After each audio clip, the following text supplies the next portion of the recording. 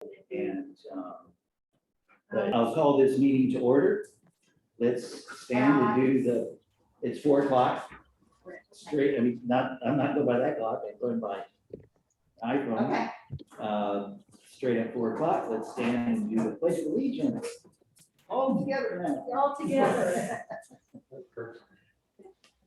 I pledge allegiance to the flag of the United States of America and to the republic for which it stands, one nation, under God, indivisible, with liberty and justice for all. What's this flag? No. He does that every morning. Yeah.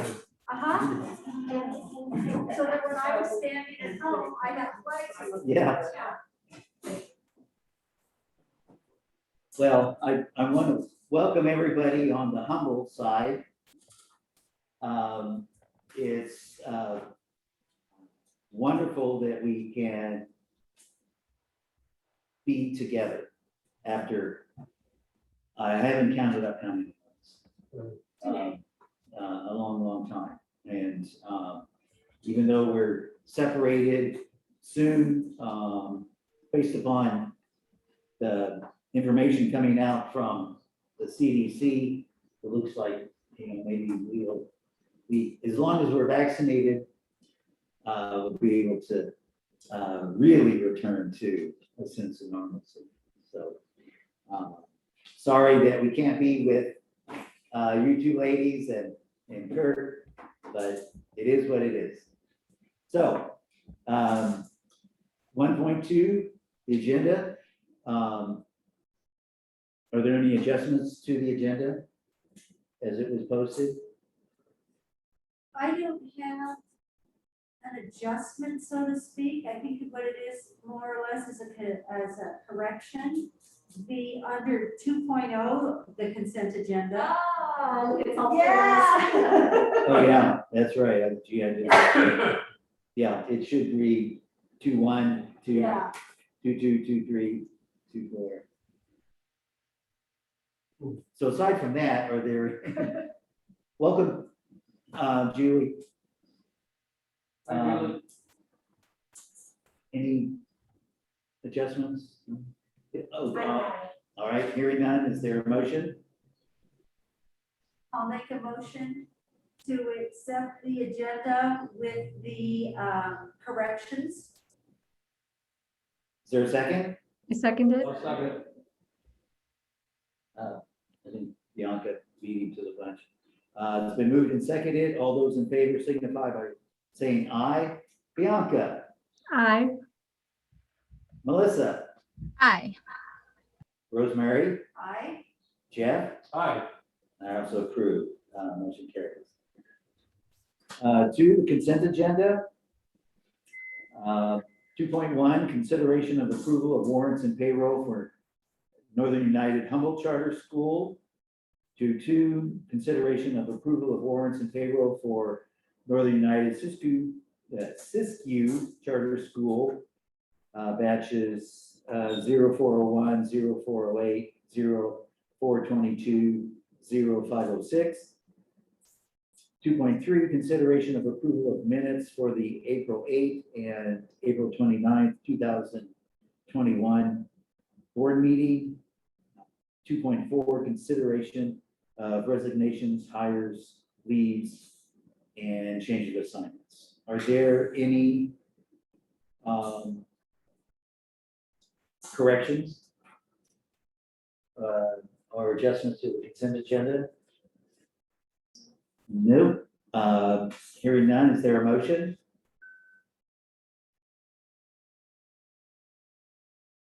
I'll make a motion to accept the consent agenda. Is there a second? I second. Okay, it's kind of delayed response. So it's Jeffrey first. Sorry, Melissa. It's been moved and seconded. All those in favor signify by saying aye. Bianca, Aye. Melissa, Aye. Rosemary, Aye. Jeff, Aye. I also approve. Motion carries. All right. So let me just ask at the moment, Kurt, are we coming in loud and clear? I can't, Yeah, so far. okay, just want to make sure, because in the past, we've had those kinds of technical issues. All right. Item 3, public comments on items not on the agenda. Under this item, the public is invited to address the board regarding items that are not on tonight's agenda. Please keep your comments concise, brief, and limited to 3 minutes. The board is not allowed under the law to take action on matters that are not on the agenda. Should comments from the public pertain to a charge or complaint against an employee of Northern United Humboldt Charter School or Northern United Siskiyou Charter School, the board encourages the speaker to utilize the district's written complaint procedures to proceed the matter. The public will have an opportunity to comment on all agenda items as those items are heard this evening. Anybody want to make a comment on an item not on the agenda? Nope. All right. We'll move on to section 4. Action items to be considered. 4.1, approval of the MOU between SCOE, Siskiyou County Human Services, and NUSCS for the coordination of foster youth for 2021 through 24. Sherry.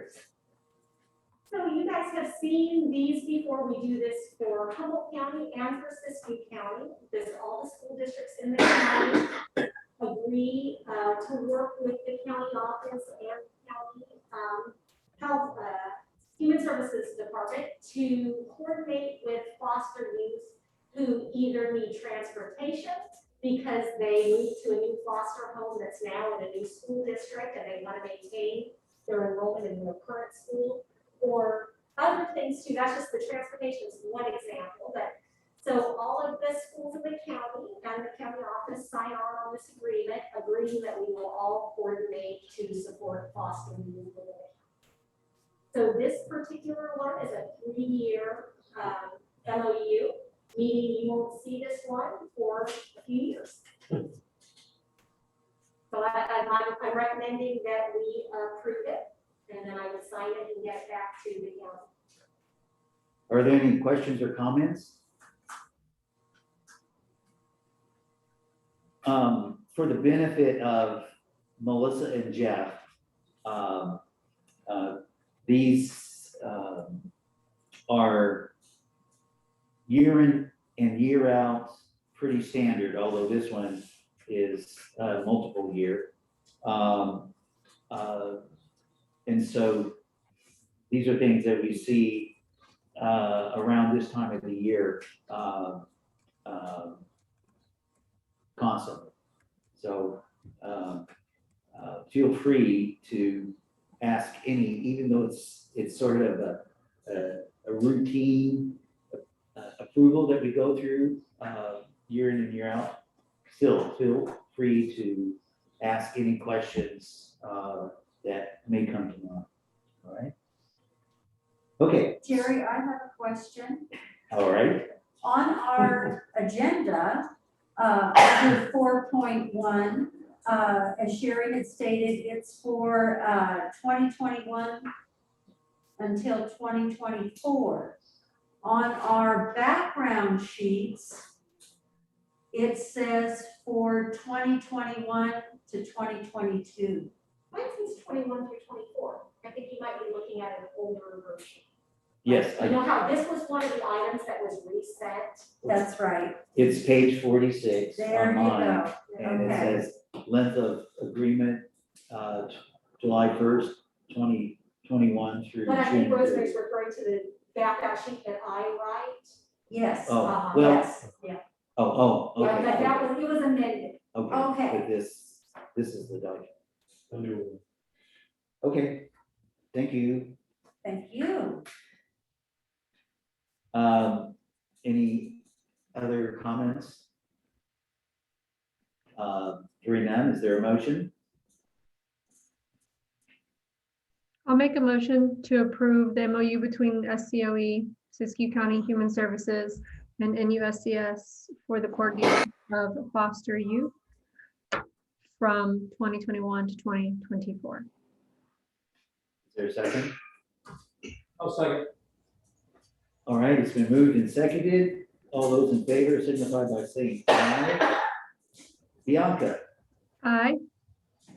Melissa, Aye. Rosemary, Aye. Jeff, Aye. and I also approve, motion carries. 4.2, approval of the MOU, Memorandum of Understanding between SCOE and NUSCS for outdoor education / science program for 2021 to 22. Sherry? Again, you guys have seen this a couple years in a row. I feel like you guys have approved this agreement for a couple of years, and we haven't really gotten to fully benefit from the program, and therefore not pay either. But you remember last year, we closed in the spring, and so then that didn't happen. And then this year, I think we ended up getting to do a little bit of it, but not much. But so hopefully next year, we'll really get to do it.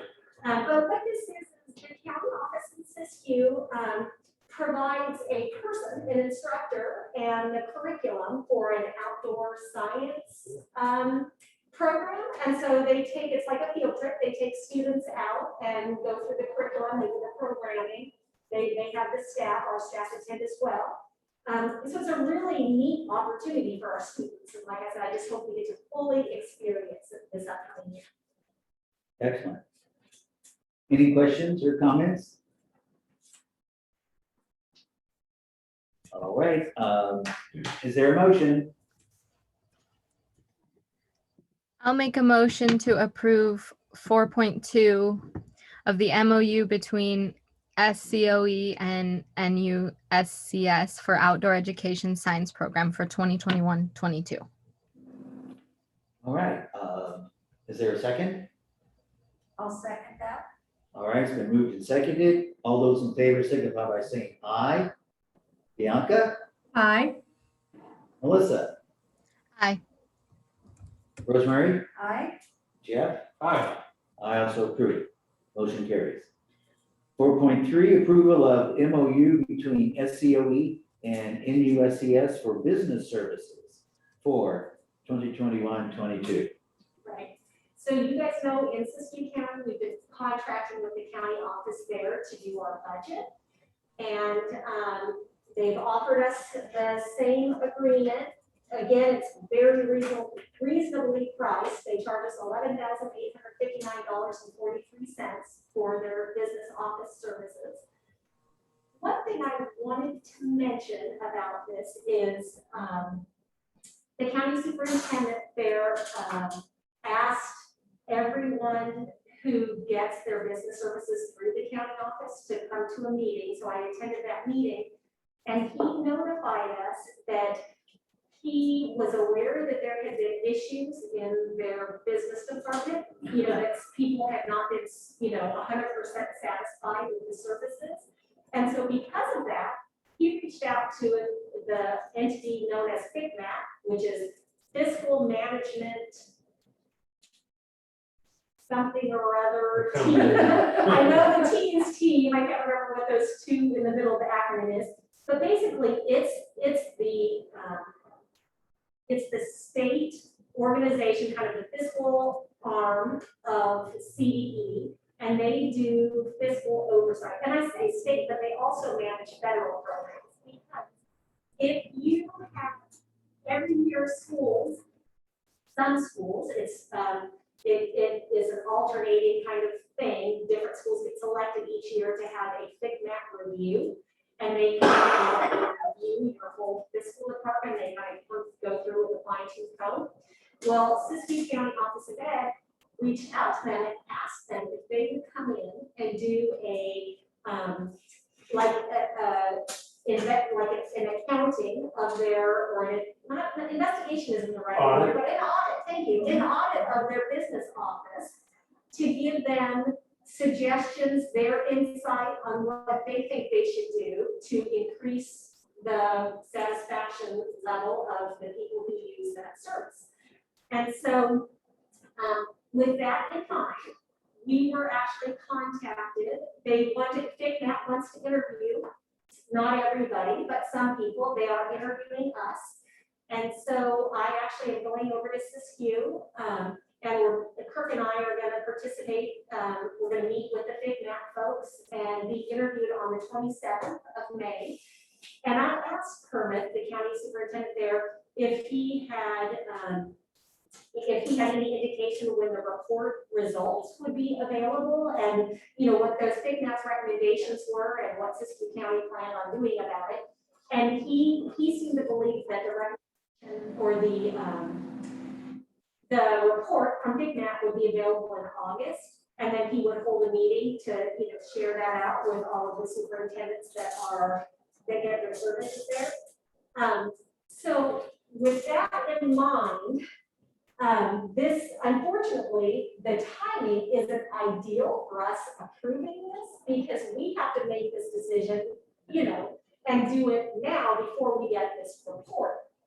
And so I know I've expressed before some of my concerns with their business office, and we've spoken with them about it. They obviously are aware of it. We're not the only ones that have spoken with them about it, and so they are, trying to remedy the situation. So I feel like at this point, we're in a situation where I am recommending going ahead and approving this agreement. We'll see what happens in the fall, what FICNAT comes back with, what they do over the course of this next year. And then I think we'll really be ready to make a decision for moving forward if this is what we want to continue with. Thank you, Sherry, for that explanation. It saved me from trying to point out to our new board members the previous concern that we've had and waiting for budget document and how it's a less than ideal situation for everybody, certainly Tam, looking at our overall picture. So anyway, it's kind of a wait and see, but at least they reached out, which was an acknowledgement. And they were being proactive. Yeah, that, hey, Yeah. something's not right, and we want to try and see if we can fix it, so good. Any questions or comments? I have a question. Go ahead, Bianca. Thank you. If the report comes back in the fall to a degree which we're not comfortable moving forward, how difficult is it to pivot to different business services? Well, I mean, our alternative option, and this is the thing that we've talked about in the past, is to have Tammy do the Siskiyou budget for, through Siskiyou County system, which is the same as currently a Siskiyou County staff member does it through their system. So we would have Tammy take it over. But in terms of ending this contract mid-year, I don't know how open they would be to that. I don't know how they would feel about ending that relationship mid-year. I mean, on one hand, I feel like they would be paid for the time we worked with them. They just wouldn't be paid for going forward. So they're doing if we go forward with this, they'll be doing our budget adoption now. So they'll already have done like a third of the year's worth of work. Because then they would still be doing first interim and second interim later on in the year. Plus, in addition to those things, they help support us through our LCAP. And so their staff members would be working with us on that currently, like in working on the budget. And those are really the main things that, they do our like 1099s and our health insurance, what is that for? The one that we get for like to prove we're on, have health insurance. What's that one called, 1098? No. No, 295C. 95.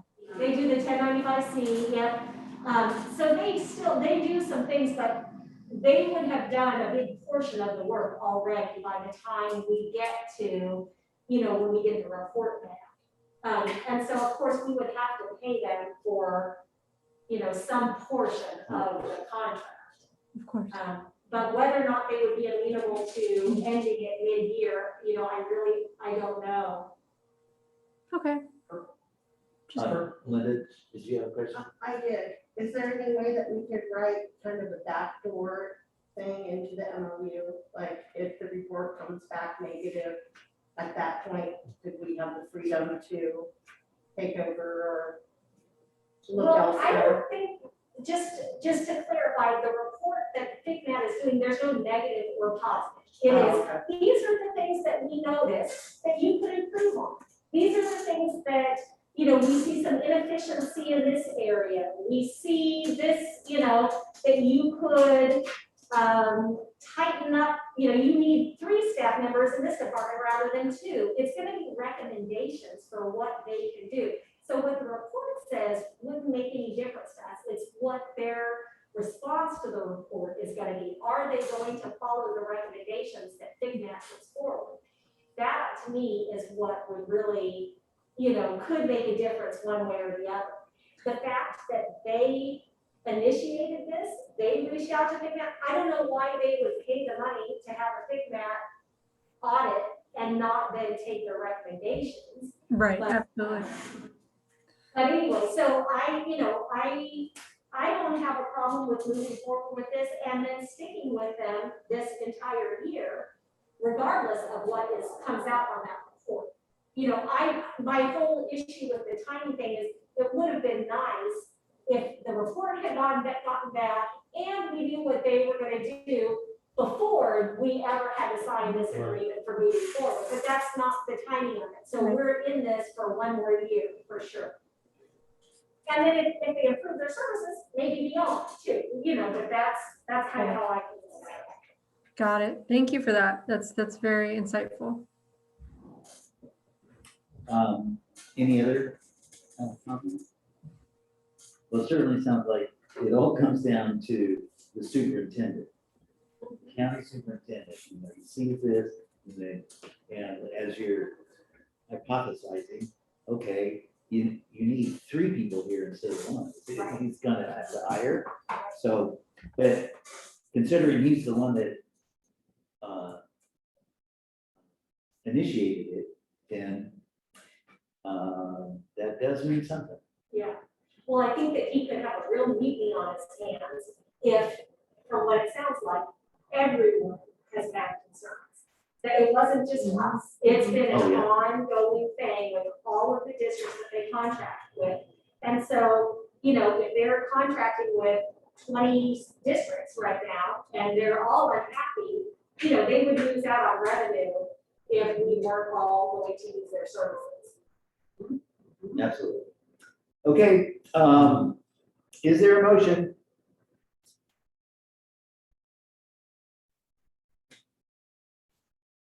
I'll make a motion to approve the MOU between SCOE and NUCS for business services 21-22 school year.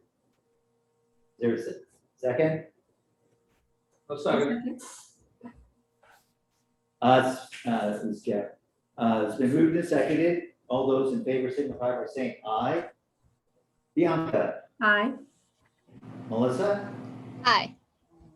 Rosemary, Aye. Jeff, Aye. I also approve, motion carries. Moving on to 4.4, approval of MOU between SCOE and NUSCS for nursing services for 2021-22.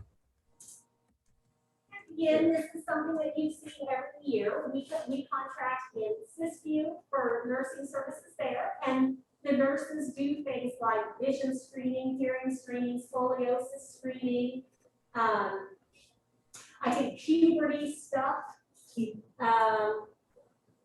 special ed, medical screen, the screening that has to happen with special ed. And we do the same in Humboldt with Humboldt County Office of Ed nurses. We employ our own nurses, we contract those out. Thank you, Sherry. Any questions or comments? None? None? Is there a motion? I move that we accept the 4.4 MOU between SCOE and NUSCS for nursing services 2021 to 2022. Is there a second? I'll second. All right, it's been moved and seconded. All those in favor signify by saying aye. Bianca, Aye. Melissa, Aye. Rosemary, Aye. Jeff, Aye. and I also approve. Motion carries. Good for the nurses. 4.5, approval of the MOU between SCOE and NUSCS for the Siskiyou Social Emotional Learning Cell for 2021-2022. Sherry. This is actually the one you wouldn't have seen this Yeah, I was one gonna say before. that.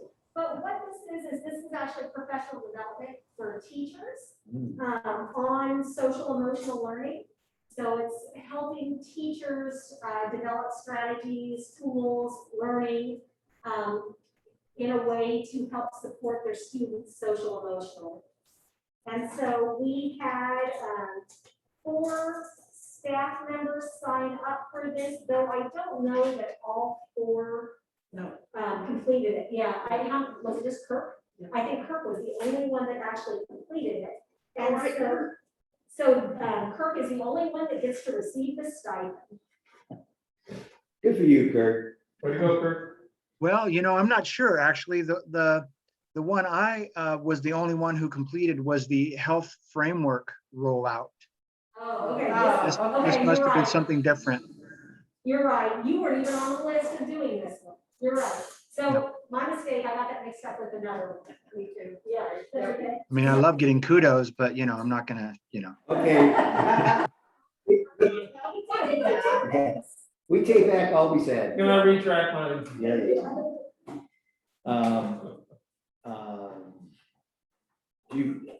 Do you believe that this has anything to do with the pandemic? No. Well, I mean, the social emotional, Right. yeah. Oh, yeah, definitely. I mean, even before the pandemic, helping students with their social emotional needs was something that we would get professional development in anyway. But yeah, probably Siskiyou offered it because of it, and it hasn't finished yet. So I don't know how many people are gonna actually complete it to receive the stipend yet. Are there- Okay, thank you. Are there any questions or comments?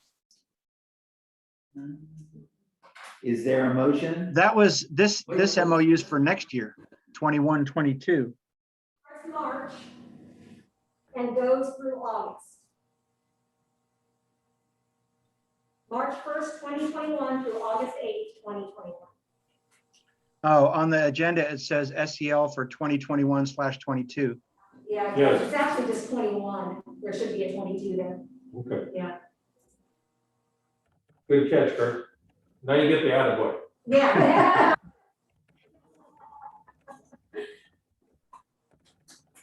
Anything further? Is there a motion?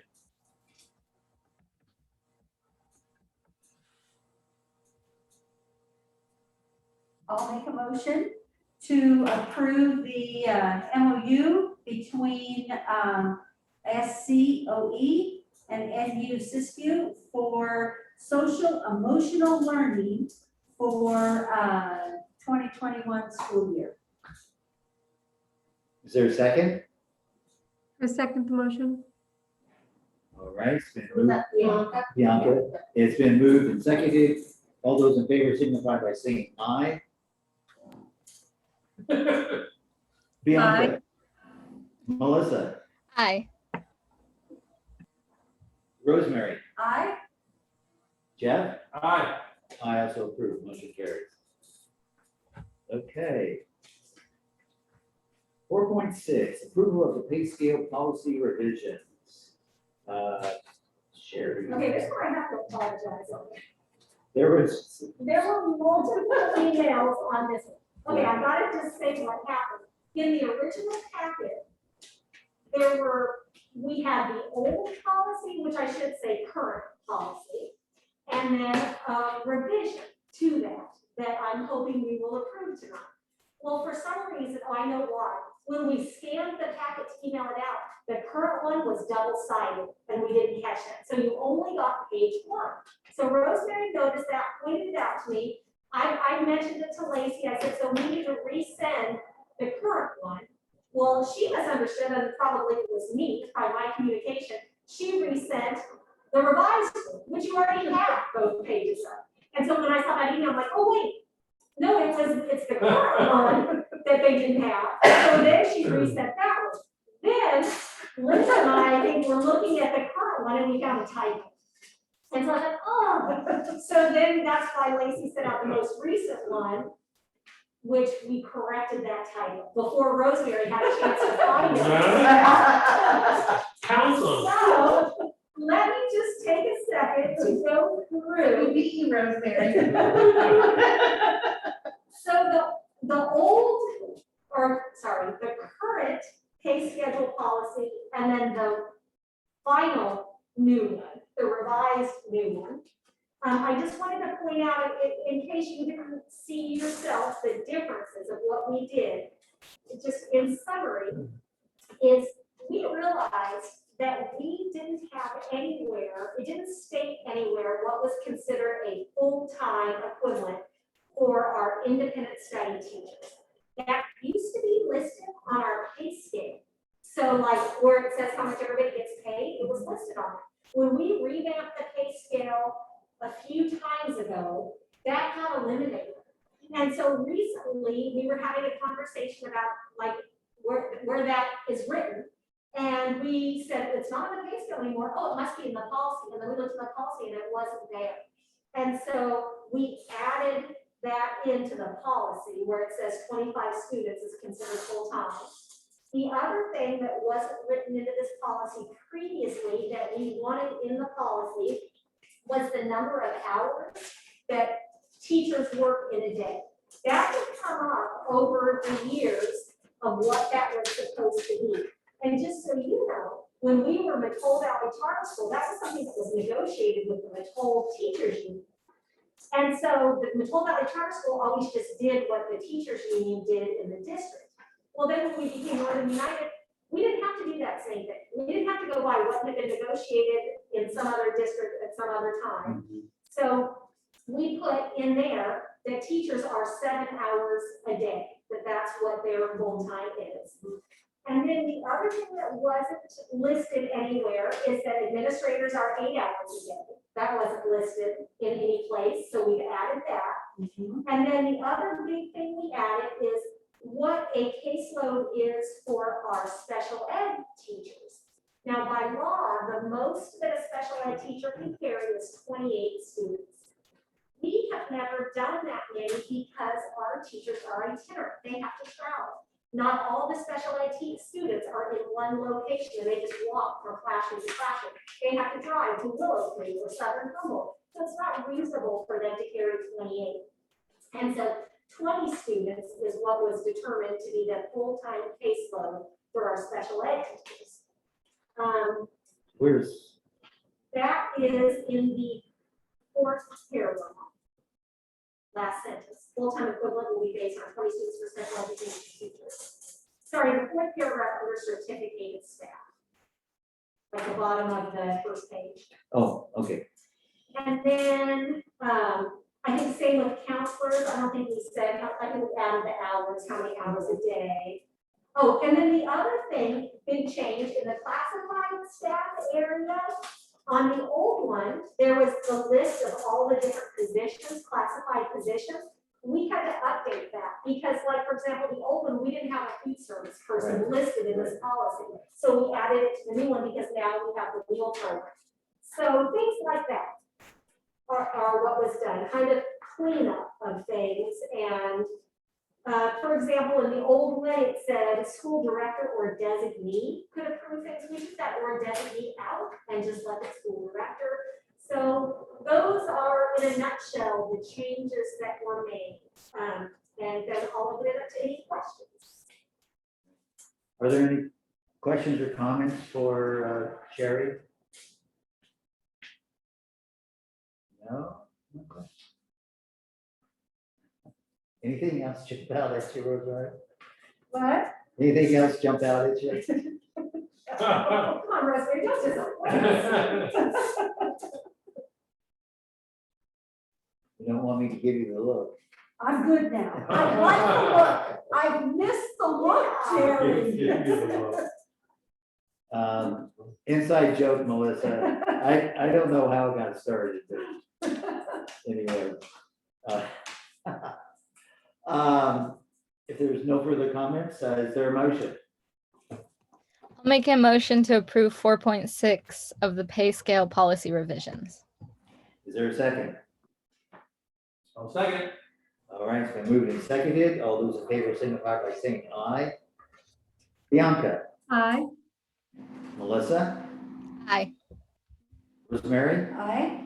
Jeff? Aye. I also approve, motion carries. All right, 4.7, approval of expanded learning opportunities grant plan for Northern United Humboldt Charter School. This one's kind of a fun one, in my opinion. Okay, Um, they're all supposed to be fun, Sherry. Okay. Oh, how I've missed all of this. So as I put in the background sheets, the state has given schools in the state a pot of money called the Expanded Learning Opportunities Grant. And it is specifically designed for schools to expand learning opportunities for students to target any kind of learning loss that happened because of the pandemic. And so in Humboldt, since that's the one we're talking about right now, Humboldt will receive $277,179. Half of it this year, like now. The other half will be given to us next school year. And we're supposed to use this money, like I said, to really do targeted interventions for students who lost any learning. So we had to develop a plan that would say how we're going to spend the money. And if the plan required stakeholder feedback. So we sent a survey out to parents, teachers, students. We had first I had an admin meeting and we discussed it in our admin meeting. Then we had staff meetings. We had an independent study teacher meeting. We had staff meetings at each of the learning centers where we got feedback from everybody about what they thought, this money should be used on what kinds of things. And I have to tell you, it was all very beautiful. I mean, the things that, like, when the admin team, when we first brainstormed, like, what are you guys thinking? What the feedback we ended up getting from every stakeholder group that we went to, it was pretty much the same stuff. So it made it really easy to kind of write the plan. So the plan itself, just in a nutshell, on the Humboldt side, what we're going to do with the money is we're going to, first of all, offer summer program. And that's going to take place in a lot of different forms. So like at some of the elementary centers, they're going to do like a skill building camp kind of thing, where they're having young kids, in particular kindergartners that really had no time to learn the campus or learn how to be in a group of kids and those kinds of things. They're going to kind of target, skill building of the younger children, mostly early elementary. High school end, we're going to be doing credit recovery program in the summer. So there were some students who either failed courses during the year when school was closed, so they have the opportunity to redo those courses. Or maybe they passed but didn't earn the full 5 credits in the semester, like maybe they earned 3 out of 5. So they can make up those 2 that they didn't do in the summer. So there's summer learning that's going to happen. And like I said, it's a range of options for kids. Not only credit recovery for high school, but if you're, to be eligible to get into a CSU or a UC, you have to be what we refer to as A through G eligible. And you have to do, you have to make a C or better in the college prep classes to be eligible. So anyone who got C- or a D, even though they technically passed the class and that qualifies for high school graduation, it doesn't qualify for UC or CSU eligibility. So those students get to have the opportunity to redo those courses. And just so you know, our counselor and our counseling tech already went through every single high school transcript on both the Siskiyou and the Humboldt side and made the list of who these kids are and shared it with the teachers so that we can target these kids to try to get them back on track. Now, I say all of this as if we're in this perfect world and we're not dealing with teenagers who, and even the little kids, after the year we've had, people need a break. People need a break. And so we're building this, whether they come, we don't know. But that's our hope. And so there's been a lot of strategizing around that. A lot of what we're talking about doing is waiting until August to do some of this because kids then get a break. And then it's kind of like getting started, at least for like some of the younger kids. Plus, if we did it early in the summer, then they have learning loss that happens over the summer anyway. Right. And so we're talking about that. But then the high school kids, who if you're taking a whole course, you need the whole summer. You couldn't wait till the week before school starts.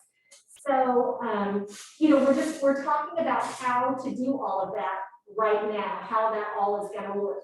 But so back to this plan, part of the money will go toward paying teachers, stipends for doing this work over the summer. It's going to pay for tutors to meet with students over the summer. It's going to pay for any materials and supplies that would be needed, food for the kids in the summer that are doing this, gas for our school vans, if transportation is an issue to go pick up kids to do this. So that's one piece of this plan is kind of the stuff. Then there's the rest of the plan. We are using the money for next school year. So what we're doing there, the bulk of the money is we are going to add another counselor to our staff. And that's a portion of the money. And that is not only to help with this really targeted academic making up of A through G and all of that, but also the social emotional. But part of this is also to address the social emotional needs of our students because of the pandemic. So having another counselor on staff is a big part of this. Another big part is we plan on hiring I'm referring to it as an intervention coordinator. And so you guys know that what we've been doing for several years is we test our students with our Renaissance tests 3 times during the year. And those who fall in the red, we do really targeted intervention to it. The year before last, we had 2 school sites. And so one of our school sites, part of their position was to oversee that and to really follow up, making sure that, progress was being made with students and in whatever that meant. If it meant scheduling the meetings with the families, if it meant, checking in with the teachers, just really kind of coordinating that, a really targeted effort in that. Well, then this current year, so that was last year. Current year, we knew that we were going to have the deficit because of the deferrals. And one of our school sites took a job someplace else. So we didn't refill that position. So what it meant is our existing school site didn't have time now to do that intervention piece, that intervention tracking that was so important to do. And we're still gonna just have one school site, but instead hire somebody that is the intervention coordinator, that is their sole responsibility, is to really do this targeted intervention with kids so that we can try to get everybody back on track during the course of this year. So that's a big piece of this plan. And then additional tutors throughout the school year. So students who are needing additional support, and probably that will be one of the really targeted interventions that the intervention coordinator is overseeing, is all of the tutors. Training for those tutors so that they can be high quality tutors, overseeing all of that. But anyway, additional tutors is another piece. And then professional development for our teachers. And that is like in social emotional learning, professional development on that. So those are the big pieces. Oh, one other really big piece is stipends for teachers for after school hours for next year on a regular basis, and I think it's going to be monthly, to have an opportunity to really do deep dives into our data, into the Renaissance scores, talk about the targeted interventions that we're doing, just to be able to really focus on that throughout next year. So that's kind of in a nutshell what the plan is.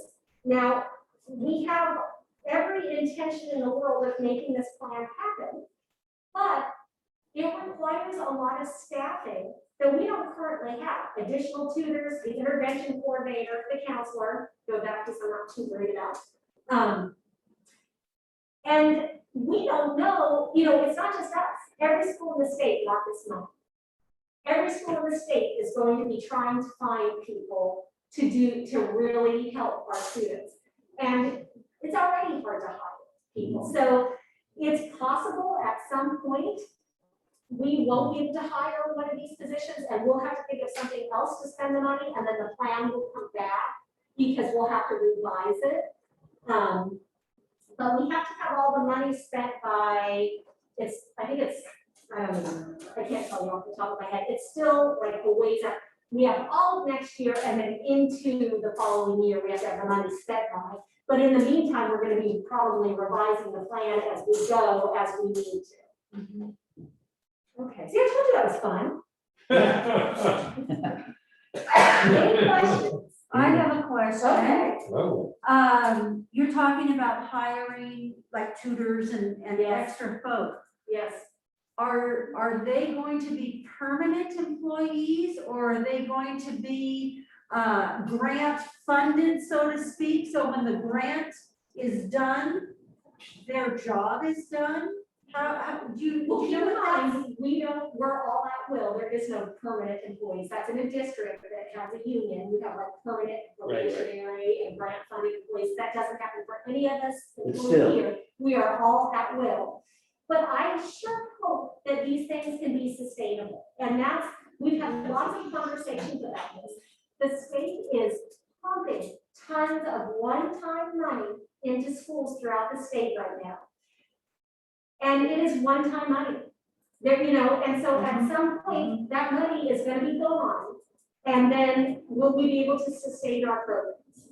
And that is what has been happening year after year after year. Like I said, the thing about we had 2 school sites 2 years ago, we made all this progress. And then we had to lose it because of the deferrals. And so I feel like that is this ongoing problem where I hope that we can keep that. But this is one-time money. This is just a grant that's happening one time. The contract. Yeah, so it's, I would like to think that, we can sustain programs, but I just don't know. I don't know what the future holds in terms of funding for schools. Any questions, Bianca and Melissa? Yeah? No? Seems all good to me. Meaning all positive. Okay, is there a motion?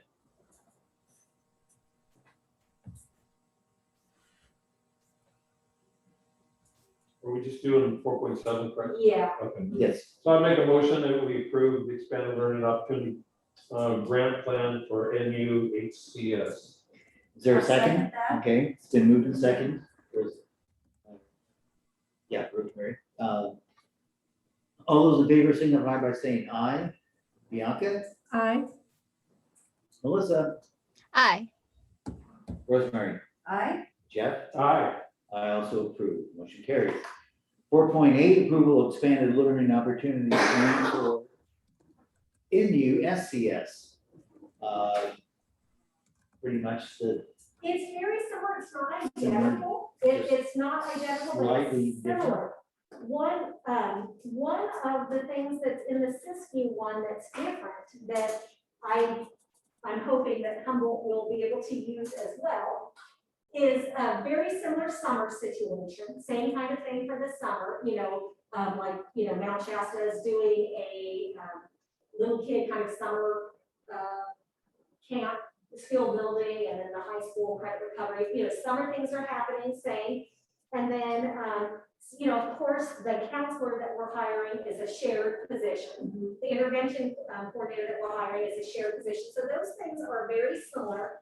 The big thing that's different in Siskiyou that I don't think is in Humboldt is that we will be paying a stipend to staff on the Siskiyou side to develop a course or a series of courses and maybe a handbook as well for parents on, and like holding an event, like so we would pay for the food and like childcare for parents to come to do a training for parents on what it means to be an independent study parent, like what your responsibilities are, how you can support your student at home with their learning, those kinds of things.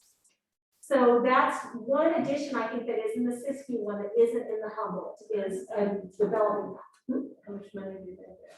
Oh, the Siskiyou one is 170. It's in the background. She has 190.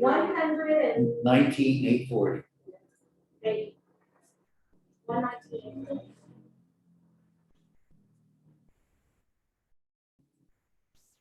And Kirk, if you wanted to say anything else about the Siskiyou one that you feel like I left out? No, I thought you covered it quite well. Okay, thank you.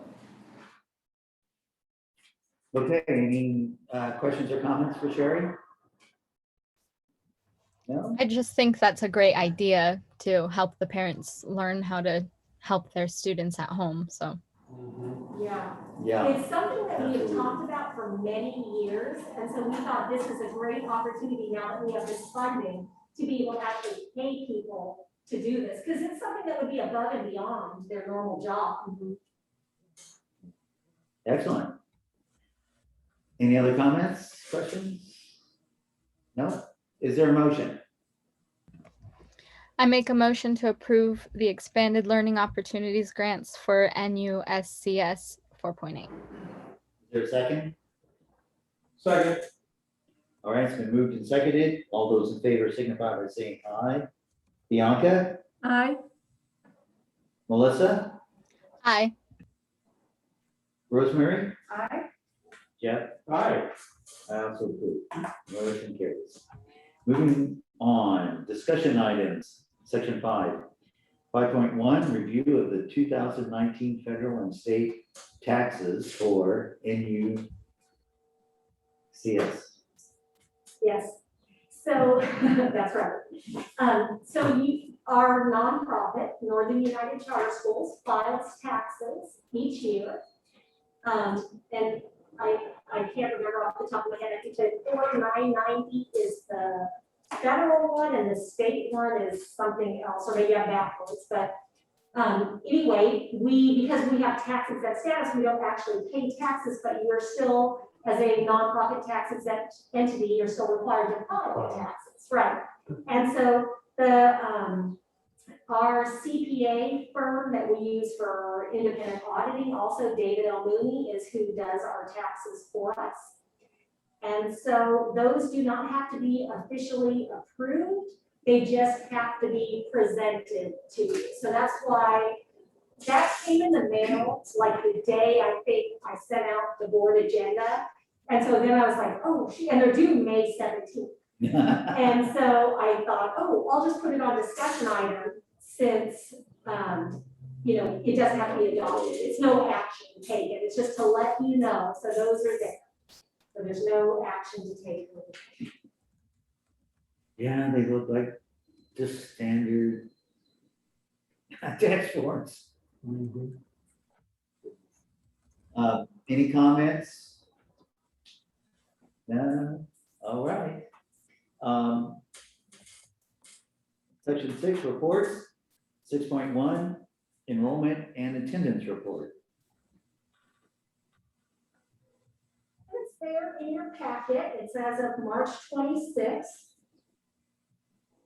And our ADA for Humboldt 95.05 and Siskiyou 98.42. So holding pretty steady there with that above 95%, which is nice. Just fair.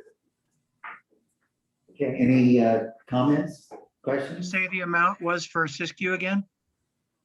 That ADA as of March 26th was 98.42%. Thank you. Any others? Thank you, Sherry. 6.2, financial report. Tammy? This is gonna be your accounts payable for all of April. Or, yeah, April, and you're gonna also see your payroll in there for May, April. Which one? April, yeah. Is there anything in there that's not exactly ordinary as far as the amount? It's hard to hear you, Tammy. She said it's hard to hear you. I'm sorry. Are there any questions or comments? Is there anything that appears to be too high? Something that caught your eye that you wanted to ask about? Nope. No? No? Yeah, it's just pretty month to month normal. Yeah. If you didn't hear, it's just, again, this is pretty standard, month in, month out, throughout the entire year, school year. So, yeah. Yeah. All right. Thank you, Tammy.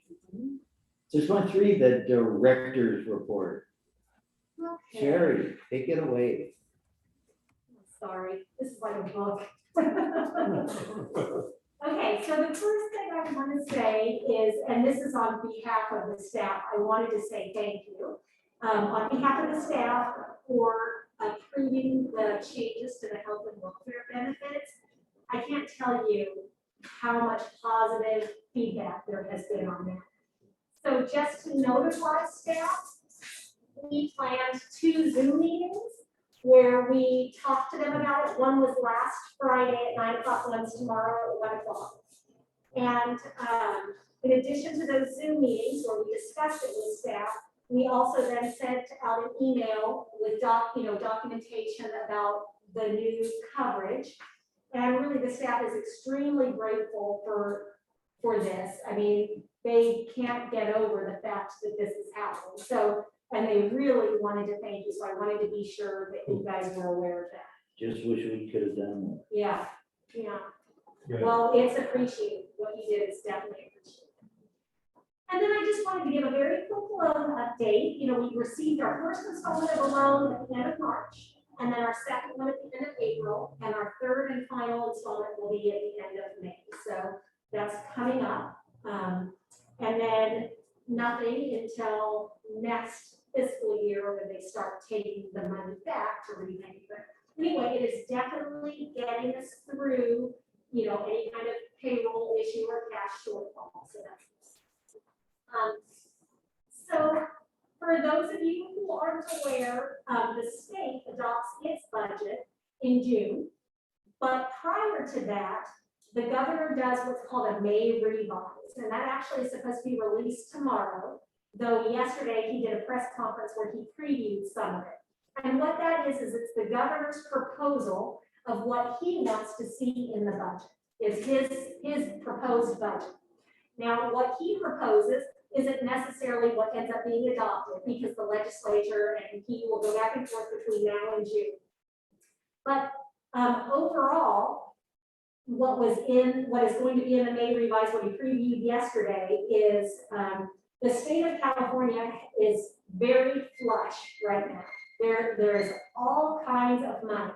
The high income tax earners and corporations, mostly related to Silicon Valley, did amazing this last year. And so because of that, the state has a huge surplus. So he's proposing how he would like to spend this money. And it is lots of one-time monies toward things, but he's saying his big priority is to kind of revamp how schools are funded, but just revamp the K-12 kind of education. So he's proposing universal TK for all ages. You guys might know that right now, 4-year-olds can start if their birthday falls within a certain window. He's proposing for all 4-year-olds universal TK. He's proposing $3 billion to community schools, what he's calling, which doesn't mean important community schools. What he's referring to is making schools a community hub, meaning we have social emotional support here, mental health, everything you can imagine that would help support a student in a community.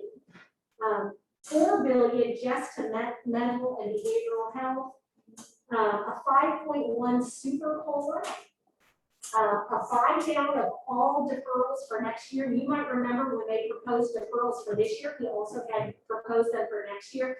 He's saying totally eliminate those and to pay back the deferrals from this year. He's proposing $2 billion towards schools, mostly for testing of students and staff and vaccination clinics at schools. Let's see what else. Universal after-school programs for schools that are in high needs areas for high needs students. Teacher preparation, $3.3 billion for teacher preparation to recruit and train more teachers. Improving staffing ratios. So he wants to lower the student-teacher ratio that's been happening. So a lot of money coming towards schools from his proposal. Also, proposing $2.6 billion toward tutoring. So it's kind of all the things that we have talked about in our ELO plan. And then how about this? A college savings account, $2 billion to provide $500 to every public school first grader who receives free or reduced meals. And that college savings goes into an account that will grow over the course of the time the kid is in school.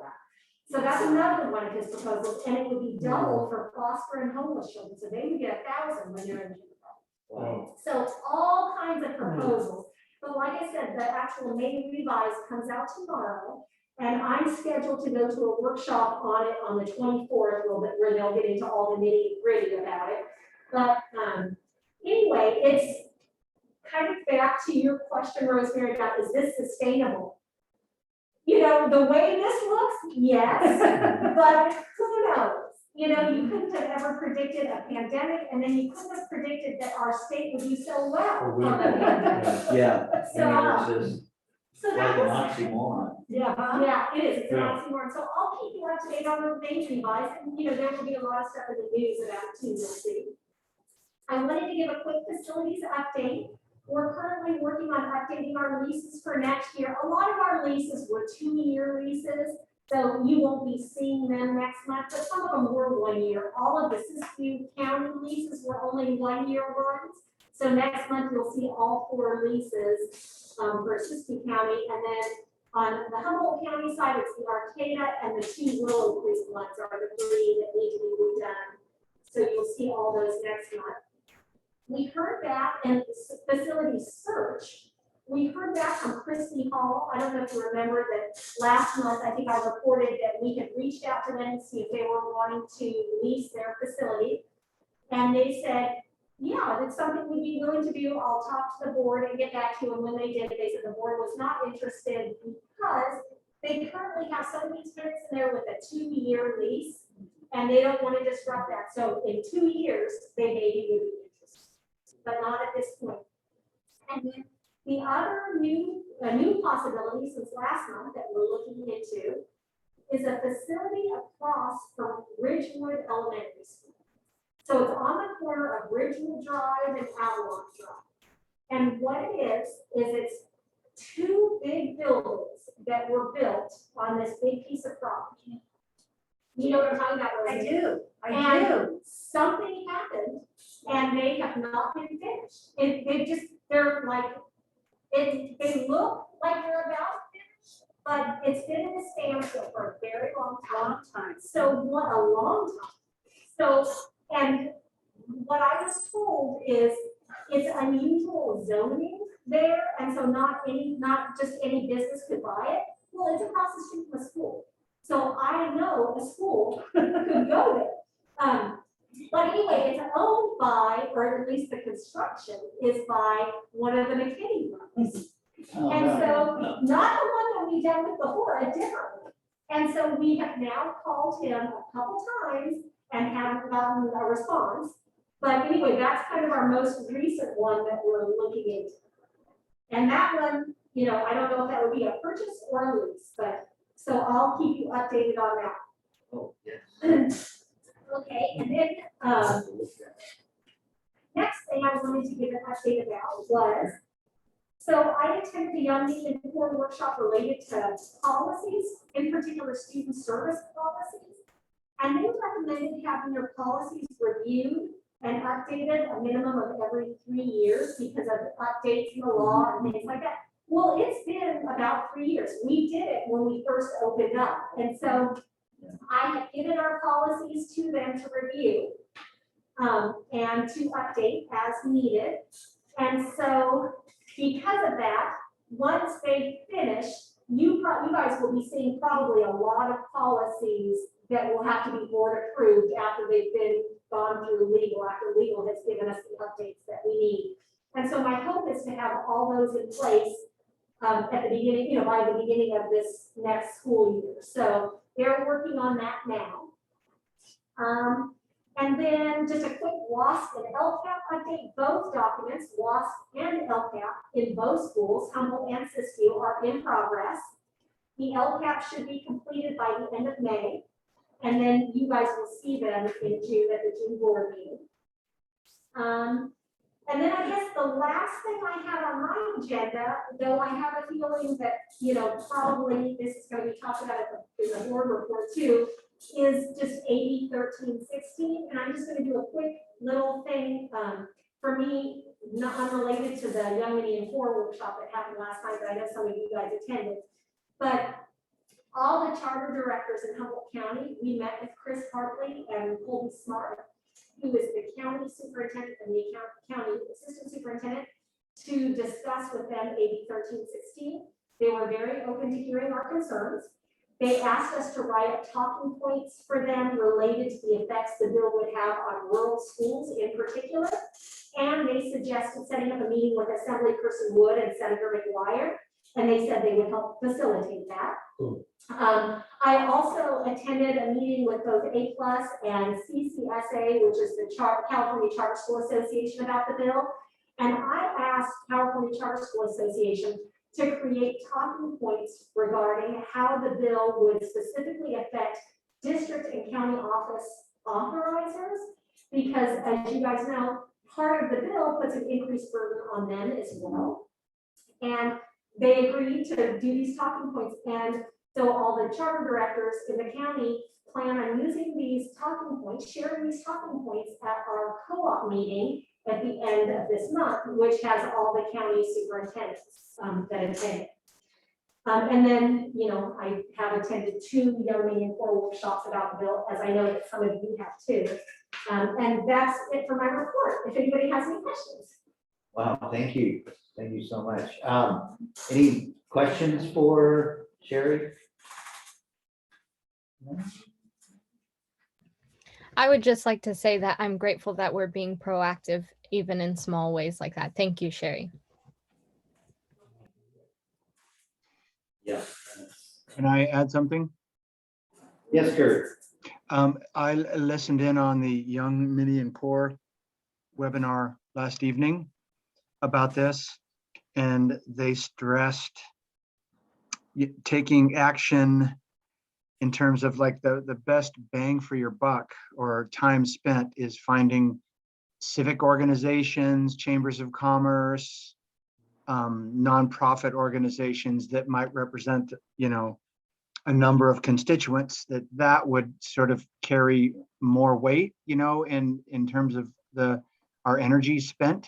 That would, you know, be the best sort of, like I said, bang for our buck, rather than, you know, making a big effort to get parents to submit letters, and maybe they get 20 letters submit, but if you can get letters submitted, you know, on behalf of, like I said, chambers of commerce or nonprofit organizations or community organizations, that represents, you know, each letter represents a larger block of people and might carry more weight. So in the chat window, I pasted a link. You know, hopefully anybody that has the link will be able to access the resources. It might only be for somebody who actually watched the webinar. Let me know if that's the case, but there are template letters in there that you could provide to maybe like the Chamber of Commerce or somebody that wanted to help us out and write a letter in opposition to it. So I just wanted to point that out. And also, forwarded all the materials from the workshops to all of the board members. And so they have the link as well in that, Okay. just in case they can't get into the chat. And one thing from me, and maybe it was already mentioned, but they did make a big deal about how the board was extraordinarily important during this time, board members, because there was a lot of freedom that they have that we as employees don't necessarily have. And they really put a lot of emphasis on the board being proactive and reaching out and doing what they could do also. Thank you, Julie. Any other? Okay, once again, Sherry, thank you. 6.4 Northern United Humboldt Charter School Report. It is in our packets. Is it Julie or Rebecca want to say something about? It was mine this month, Jerry, Rebecca. And I just wanted to echo what Sherry said about all the positive response regarding our health benefits. So thank you, board. It's our pleasure. As I said earlier, just wish we could do more. Hopefully it's just the start. Any member comments about the Humboldt Charter School Report? Nope. Okay. Moving on to 6.5 Northern United Siskiyou Charter School Report. Once again, it's in our packet. Kurt, is there anything you would like to add or no? Sure. Recently, COVID cases have been going up quite a bit in our neck of the woods, especially in southern Siskiyou County. And you know, the state ended up, the Department of Public Health, I believe, but somebody from the state level ended up sending up a team of people to create testing, you know, like widespread sort of testing clinics, and, you know, open to anybody in the public at other local schools. They're really trying to identify all the cases and help, isolate people and et cetera.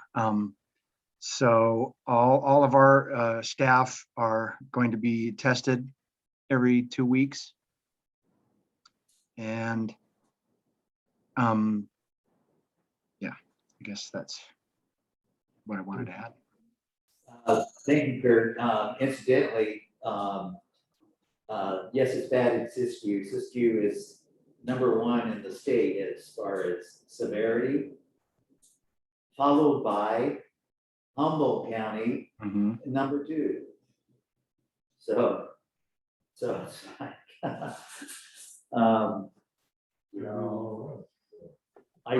I won't say how I write it off to, but. I just want to add one thing on the Siskiyou report, that this is happened before this report, and I thought maybe Kirk was going to mention, and feel free to jump in, Kirk, but we actually are going to close one of our centers there next week. Oh, yeah, I meant to say that. Yeah, the rest of this week and next week. And that's because of COVID. And it's just out of an abundance of caution. Yeah.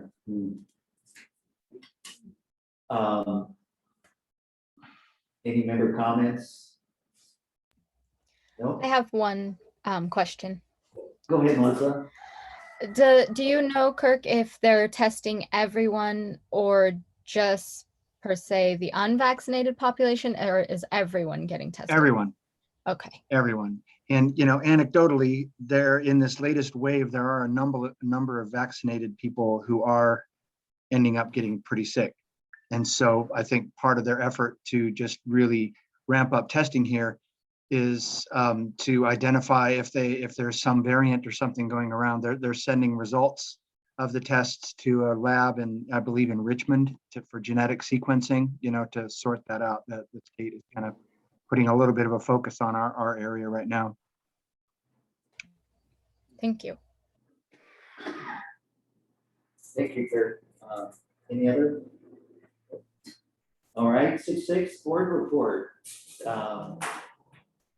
Start with Ms. Bianca. Do you have anything to report on or say? Or ask? No, I don't this month. Okay, that's fine. Melissa? Nothing to report.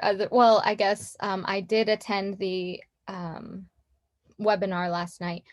And my question would be if we kind of have a plan, like what we should do as a board, or if there's anything that we could work on separately or together that would have an impact. And something that I was wondering if existed was some kind of like paper with bullet points of content that to let the public know a little bit more clearly than all these lists of stuff, that how it would affect our children if this bill passed, and our schools and our community. Something like that, that's just really easy to understand information. Well, I'll address that. Every charter school organization right now, California Charter School Association, A+, CSE, State Charter School Development Center, and like Young Media, all of them right now are putting out lists of top points for us to use for our constituency, for all of our, for anybody, as well as template letters. And you guys who attended the workshop last night know that that's not something we can send out, like I can send out, and the school can send out factual things, but we cannot say anything about opposes. We're not supposed to do any of that. And that's why Julie pointed out last night, they were putting so much emphasis on board members. You guys are volunteers. You're not using you're not paid by taxpayer dollars. So you actually can say, you can actually advocate. You could say, don't vote for this, or, urge your congressperson to vote against this, or whatever, where we can't. And so we can on our own private time at night as an individual. you know, we don't give up free speech or whatever just because we work, but we can't use school money, we can't use our school computer, we can't use our school email to do any of that.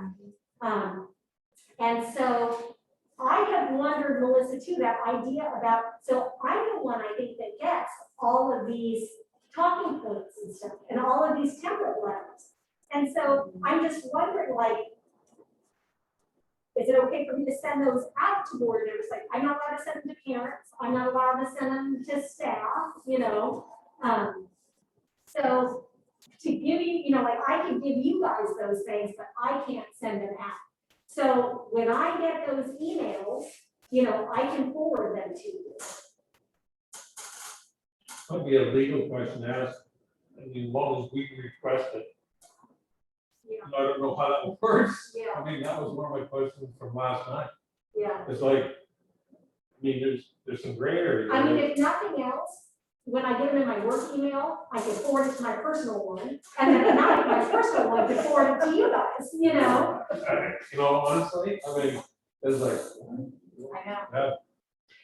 Yeah. Sherry, there's, although you and I have not sat down and compared side by side, but I get a lot of things, sent to me. I don't know, it's because I'm the board chair Yeah, or well, whatever. definitely, if you ever attended anything before, like Yeah. the CSBA Yeah, thing, yeah. and like CSBC, I mean, like, you get stuff because of Right. that, you guys probably get young ladies court Right. emails sometimes. Right. Yeah, So I've, you know, I've seen a lot of the things that, but Melissa, I like your point about, you know, should you guys come up with a plan and like think about what organizations you could target? Like, are you a member of Rotary? Are you, you know, like, Right. what kinds of, you know, what organizations? And they said, you know, social justice organizations, environmental organizations, business organizations, anything like that. If you can get them to write a letter of opposition on their letterhead, like Kirk said, they said that would be a big bang for the buck. I wonder if there's like a list of organizations around our areas that we could contact. Like, I mean, maybe the Chamber of Commerce has like a list of organizations like that. And then we could go down the list and make phone calls or something. The chamber definitely does have a list. Maybe we could talk more about this offline, just one-on-one, Melissa. We, for Siskiyou, could team up with the other charter schools board. That way we could divide and conquer, talking to the various nonprofits and other organizations, because I'm sure that they're feeling the same way. That's a great idea. And I don't know if you know anyone on Golden Eagles board. I do. But certainly you do. Okay, good. Yeah. Yeah, that's a great idea. Thank you. So Melissa, if you want to, I don't know, we'll set aside some time later. I still need to watch. I have it in my email, but I still need to watch the webinar. Yeah, that would be great. thank you. Anything further?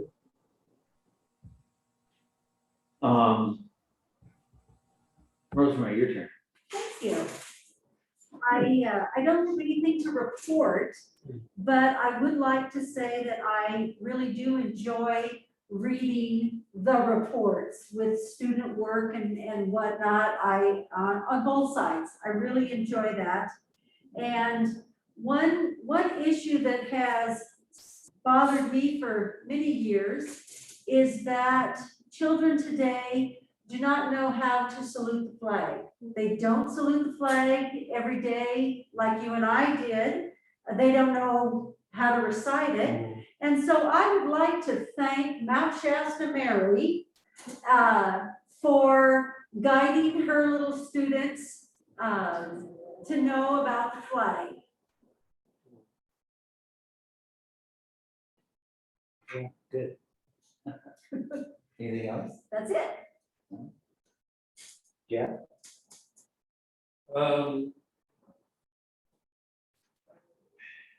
No, it's interesting to watch.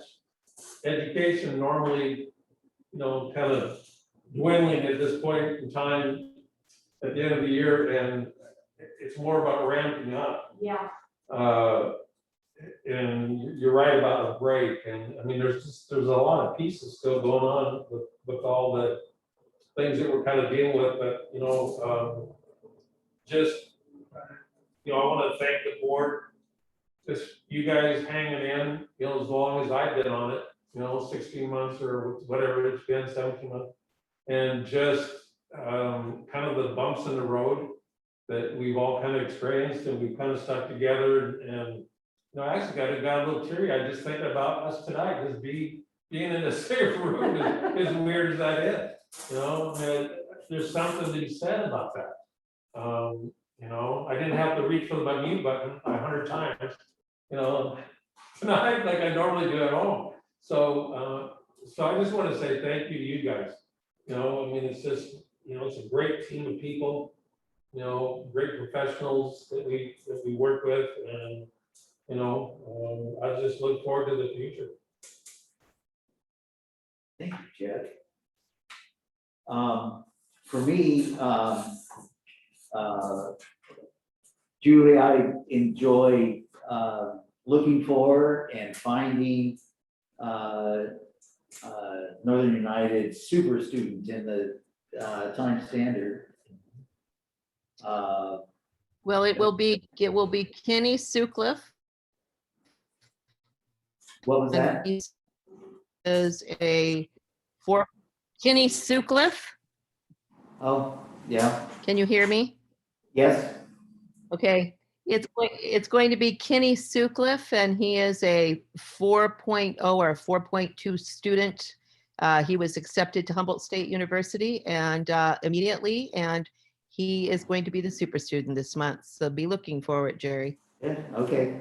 Well, I definitely live with an advocate of that feature. And if for some reason I miss it, she catches it. So, she's got a long history, going back many years with super students. You know, I've begun to give some thoughts as maybe we're beginning to approach that light at the end of the tunnel. You know, looking ahead and thinking about possibilities of us once again collectively gathering together.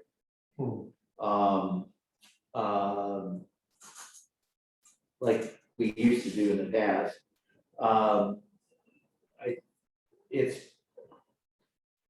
I think we can take advantage of our 2 new board members to revisit the handbook. You know, certainly 3 of us have a lot of experience with routine matters, and things that come up, but it certainly would hurt us to revisit it, but I think it'd be beneficial to have both Melissa and Jeff see it through their eyes.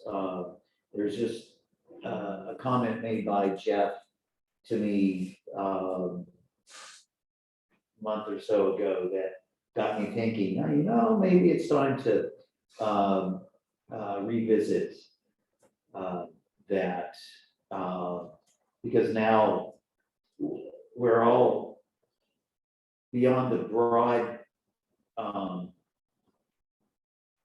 policies and concepts. We're now looking at details, specific process details that may have been missed. So that's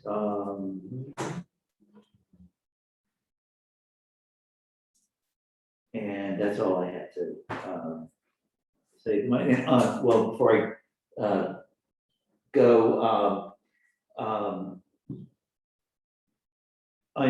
Melissa, I'm pretty certain soon, and all the rest of us, that we'll be getting the talking points, and then we can take it from there. I mean, maybe we can collectively write. I mean, one of the things, I no longer have my connections to organizations and groups like I once did.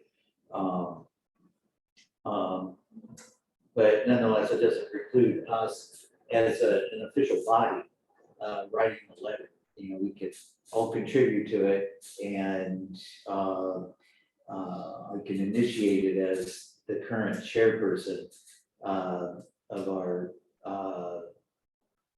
board of directors, followed by each of the rest of you signing it, and then sending it off. So every little bit can help. So, anyway, that's all I have.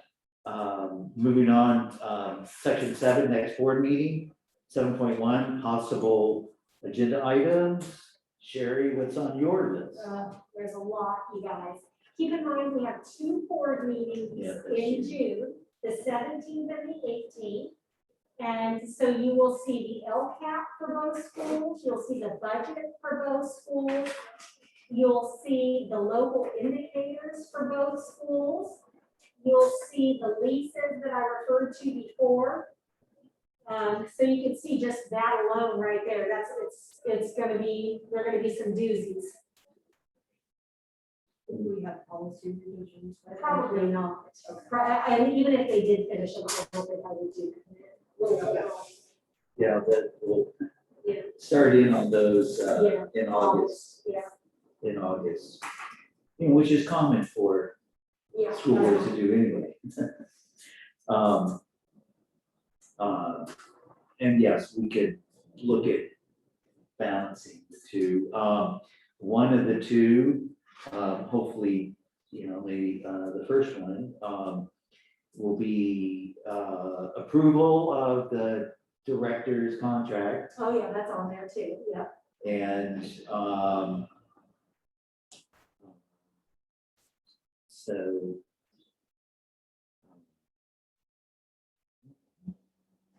Long list of stuff, I'm sure. all I can think of it. Any of the rest of the members have something that they could think of that might need to be on?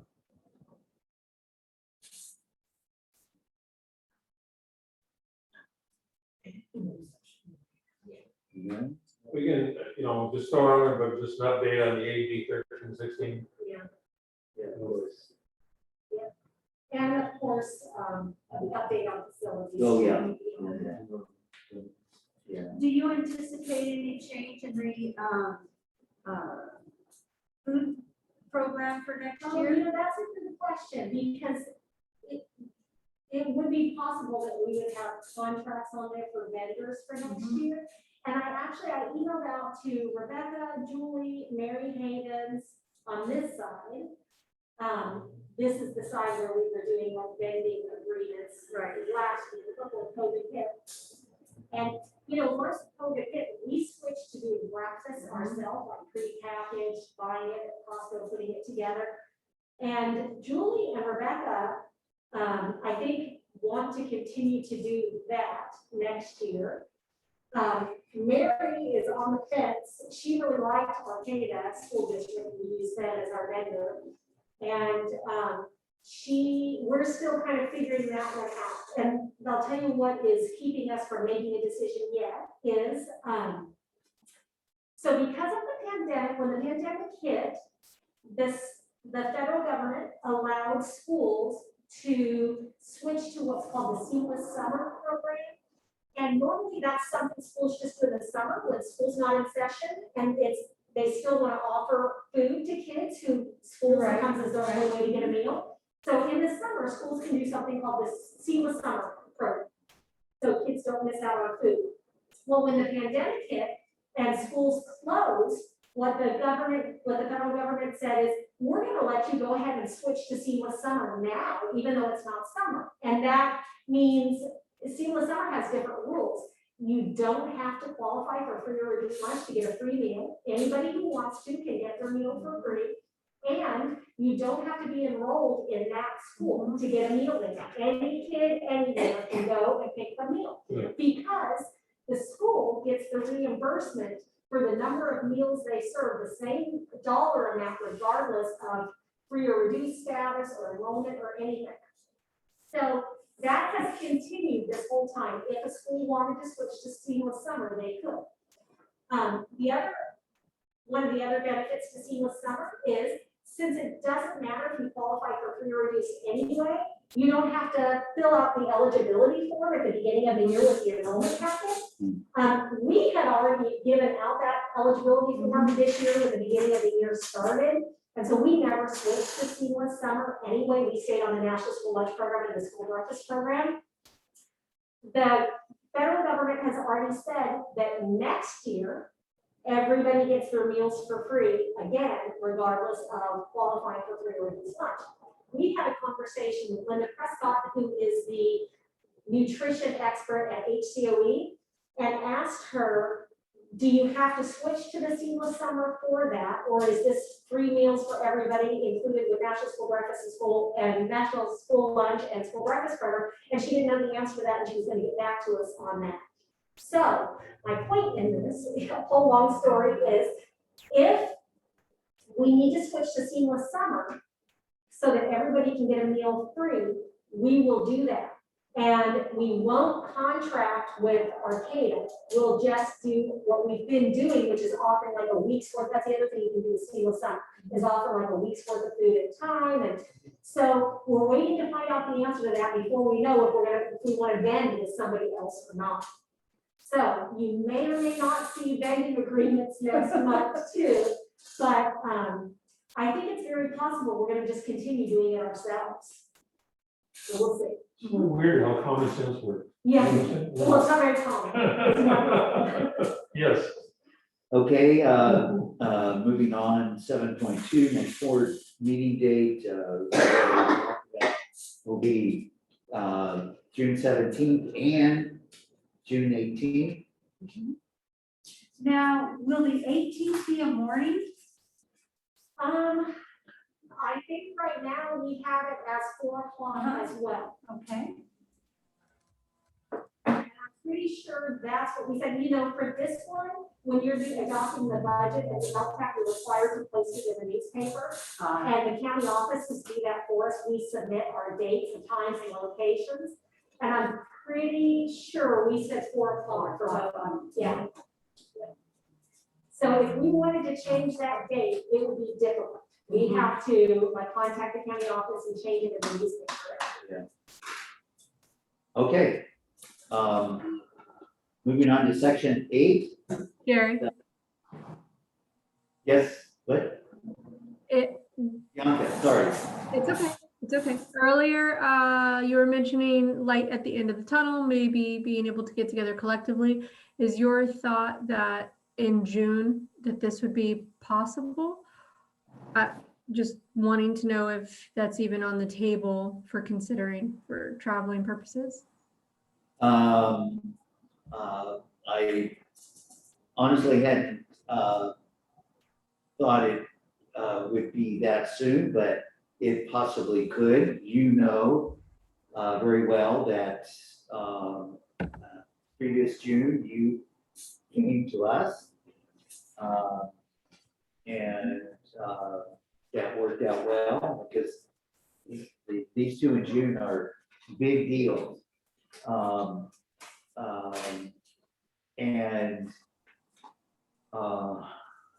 And just thinking off the top of my head, I guess that can be a possibility. The caveat would be you and Melissa and Kurt have to come to us, come to Humboldt, and find out if that's agreeable, even possible for you. And then the logistics, I don't know if you can see or tell that how we're spaced out. Rosemary's over there. Kind of, there. yeah. Way over there is Sherry and Linda. Again, way over there is Tammy. Mm. 6-foot tables. Yeah, but we can, they're pretty creative around here. They still, Yeah.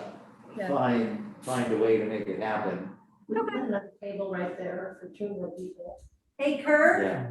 I just looked up, how about have 45 new cases reported today? Yep. Okay. Siskiyou had 11. So, Jerry, what's, I'd say no to next month. So I would like, Siskiyou is surgeon. I don't know why we Yeah. want to do that. yeah, right, It's not even recommended to travel. right, okay, that great. is a good point. I mean, we have to take into consideration all these, various, factors. Okay. So. But thanks for asking. Yeah, no, just wondering where everybody's heads at, and then just wanting to point out this format is actually more difficult for me. I don't know how Melissa's feeling, but I am struggling to hear Sherry, and definitely Tammy, and I don't know if that's in relation to where the speaker is. So I don't know if that can be rectified. And Sherry does so much of the talking. And if if the Junes are going to be more of working sessions, my fear is that I, and maybe Melissa, I'm not sure again how you're feeling, but we'll be losing some pieces of it. So just, It would be better if I zoomed in. Because zooming in, you guys could hear me a lot better, right? yes. Well, I think that's what she's saying when we were zooming, it was better. Well, and to add to that, Bianca, we all have to have masks on. And so that's muffling it even more. Right. So just something to consider. We don't, need to decide now, but if it's going to be those longer working sessions, then Maybe shift back to how we were doing it prior to this meeting. Do we want to have these next to be Zoom? Because then, we don't have a meeting in July. So if we went back to Zoom for June, then maybe we could start again for real in August. I don't know. Zoom June. Zoom June. it's just, I It hate works best for the majority y'all, of people. it is difficult to hear. I do agree that I think that in June, if we zoomed, it might be better if there's more information that needs to be processed more clearly. Yeah. that's- If you guys wanted to be in the same room, then I would recommend just getting 5 computers or whatever and have everybody wear headphones with a microphone on it and just do that, and then we're all staring at, it's kind of like what we were doing before, but you're just in the same room doing it. I was comedy relief. Everybody laughed at me via Zoom. Because you didn't move. Yeah. Yeah, and then also to add to it, we have to have a window open for air circulation and it's loud outside. I don't That's know if what I'm hearing. Yeah, right here. Okay. Yeah. Cars. Yeah, Uh-huh. We all need the cone of silence. Yeah, occasional motorcycle. yeah. Cars racing. Well, So, we can certainly Zoom next month. It's up to you guys. Okay. Oh, don't have to decide now. And again, I hate to suggest to separate you, but it is difficult. Call me Elsa from Frozen.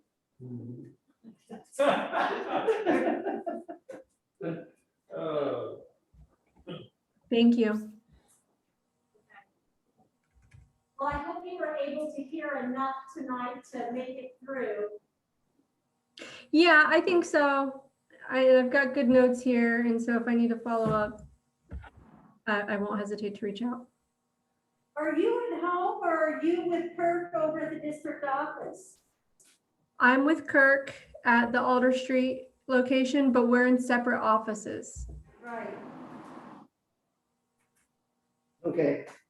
Well, we can certainly, go back to Zoom, because it's back-to-back meetings. It, definitely reduces my, travel time. Soon I might just have to go from downstairs and upstairs. To the window for the best reception. And then August is a long way away. You know, things seem to be happening quite rapidly. And, I mean, even today, there's, you know, major news about masks and outdoors and vaccinations and so on. So who knows, by August, and hopefully it won't be slipping backwards. So, we can just, Terry, you can just send out an email confirm what the next two will do. Okay? Yes. All right. Okay. Any other things before I transition from open to closed session?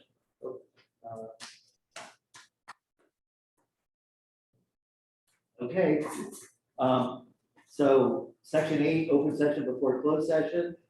8.1, I to verify, verbally review the items to be discussed during closed session, which are listed below on the agenda. 8.2, closed session hearing. Under this section, the public's invited to address the board regarding the items that are on the closed session. Speakers are limited to 3 minutes each. The board is not allowed under the law to take action on matters that are not on the agenda. Is there anybody that wants to make a comment? No? Okay. I said everything you said last month still stands this month. Yeah, ditto on that, I was gonna say. So, at this point,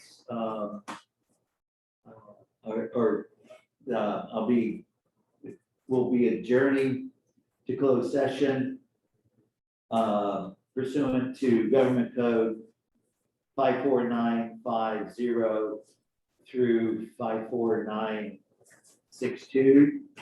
Closed session attendees will include board members, Sherry Levitt, the director, and other individuals that may be invited to attend by the board. And the topic, 8.3.1, the conference with labor negotiator, and unrepresented employee charter director. So. All right, guys, I'll leave. I'm leaving. Bye. Bye, Jerry. Bye, everybody. Bye, Julie. So as we'll close, I'll close the open session and convene into closed session at 5:48. Okay. There we go. Oh, Okay, I'm reconvening into open session, and it's 6:56.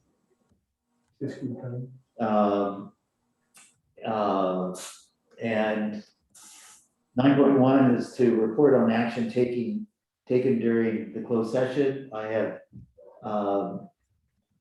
an offer has been extended to No action. the deck, so there's no action You guys can taken. vote on it. Right, no, you're right, action means. You'll take action when we Right. vote on it. No action taken, and so